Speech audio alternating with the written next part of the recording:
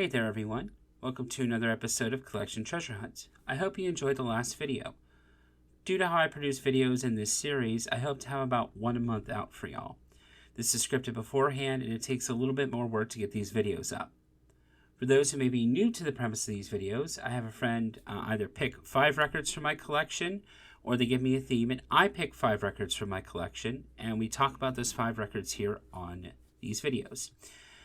This will allow me to dig deeper into my collection and discover all the gems. I'm close to 800 records now, and sometimes I forget what's in the collection if I'm being honest. In this episode, we're taking a look at some records based on either the package or the coloring of the record itself. These 5 are really cool representations of all the different things that can be done with packaging of records and colors of records.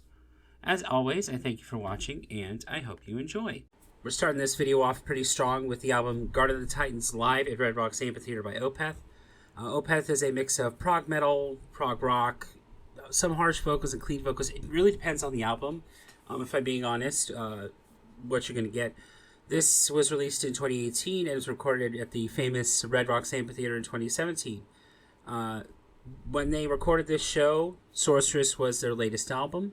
And it features songs from that album, but also Ghost Reveries, My Arms Your Hearse, Damnation, Heritage, Pale Communion, Watershed, and Deliverance.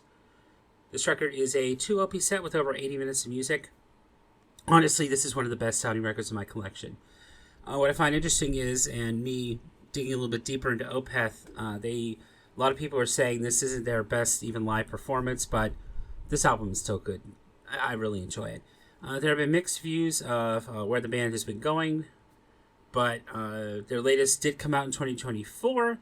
I didn't get time to fully take it in for my 2024 rankings, but I did really enjoy their latest album, which is a few removed from Sorceress. But anyway, I love the packaging overall. The artwork is inspired by the venue, and I love that the printed sleeves are images from the show and even the set list. This record is an example of a splatter record, and it's on the, I hope I'm not pronouncing or butchering this, Modern Blaguette Records label. It was pressed out of 500 for this variant. Fortunately, when I was digging a little bit on Discogs, there was no pressing plant information listed anywhere I could find, but I thought this is the perfect record to start the video off. The next album for this video is White Noise by the band Paris, which is actually celebrating 10 years around the time this is being recorded, which is really fortuitous, but picked this up in 2014, and while I've really fallen off with the band in terms of their more modern albums, I still find myself coming back to this one. This is a white and black split first pressing of the album. It was pressed out of 400. This album is very good representation of late 2010s alt rock. Lynn Gunn's voice is easily recognizable, and this album is very unique. It's hard to describe without listening yourself. For the record itself, it did list the normal album credits on Discogs, but I was not seeing any vinyl-specific credits. This pressing sounds amazing, and it's one of the best records in my collection that I own.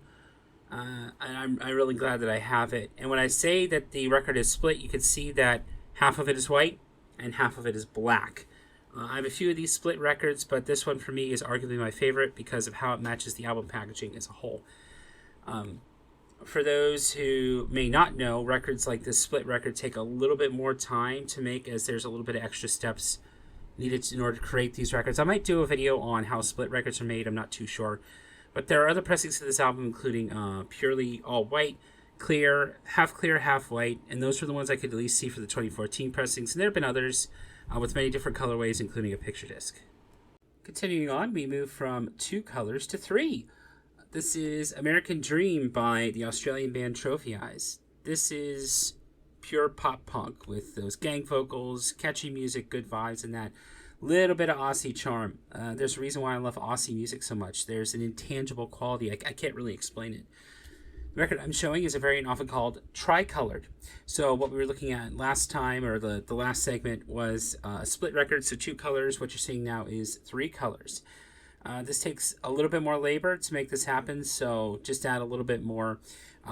If you're familiar with how records are pressed, the puck is 1 color. Well, you have to cut that puck into 3 colors in order to make it work. It's really complicated. Again, I'm probably going to take another video for me to go through this, but this variant's out of 300, and yet again, not much was listed for the mixing on the vinyl that I could see. That really bugs me on Discogs, but sometimes it's just There's not a lot of information there.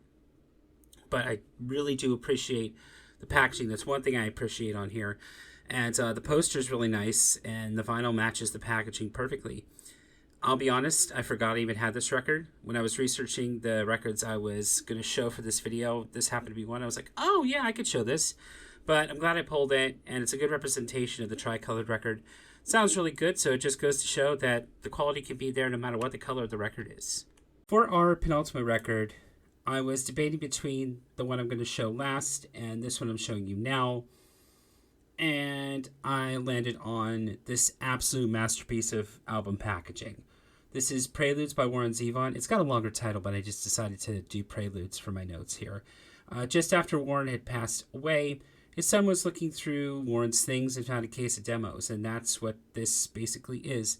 It was released on CD initially and then pressed for Record Store Day, and then there have been other pressings of this, but I mainly wanted to focus on the Record Store Day one here. This is a representation of a single colored record, but because of the packaging, I had to show it off. I really appreciate the level of detail on this release. The labels for the records look like the inner discs of a tape recording. And if you look on the other side, there are archival images of Warren and really nice images in the booklet too. This is a replication of the CD booklet and just blown up, but it doesn't look blown up. It has really good quality to it. The paper's really nice quality. I really appreciate that. As I said earlier, that the album was initially released on CD and then pressed later. My copy's a bit noisy in some places, but overall it is really good sound quality.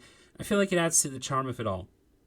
Anyone who knows me knows I'm a big nerd for Warren Zevon. And usually archival releases are kind of like for the super niche, but they tend to be bare bones. This is not the case here. They put a lot of effort into this. And there's a really nice interview on side 4. And I just really appreciate hearing the songs and the way Warren was trying to think of the songs and where his mind was at with those songs, if that makes any sense. Thankfully, Discogs came in clutch with some mastering details, but it's hard to determine if those details were for the CD or vinyl. But it did it talked about the remaster, and they listed Jason Nesmith, and it was pressed at GZ or GZ Media. So yeah, this is really nice, and I am really excited to show the last one. The final album in this video is here for one sole reason: the package as a whole. This is Pearl Jam's self-titled album. This is the newer mix. I have seen Pearl Jam live in 2016, and it completely blew me away. When I heard the song Inside Job for the first time, I was pretty much moved to tears. To date, it is the most beautiful song I've ever heard, arguably. The only other song being Say Hello to Heaven, but that's another video.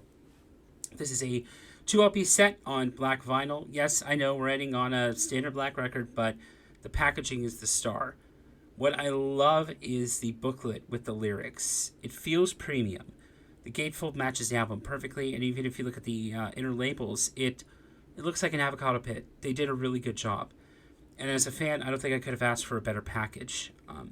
Since this is the newer mix, Brendan O'Brien, if I pronounced that correctly, is the main producer who's listed on Discogs, but the info also lists that the record was manufactured by Noiseland Records, recorded at Studio X, engineered at Studio X, pressed by MPO, and lacquer was cut at SST GmbH. I mean, I could gush for a very long time, but there's a whole side dedicated to Inside Job. Of course I'm going to sit here and gush just for a little bit about my favorite Pearl Jam song. Why not? So that about wraps it up for this episode. Let me know down in the comments below if you've been listening to anything fun. I'd love to hear from you. If this video goes up before Record Store Day, be on the lookout for a video on that. But for next time, you'll have to join me at the gala premiere located at the wonderful Paradise Theater. With that, as I say in almost everything that I'm in, when the waters get rough, keep on sailing. And I will see you in the next video. Take care.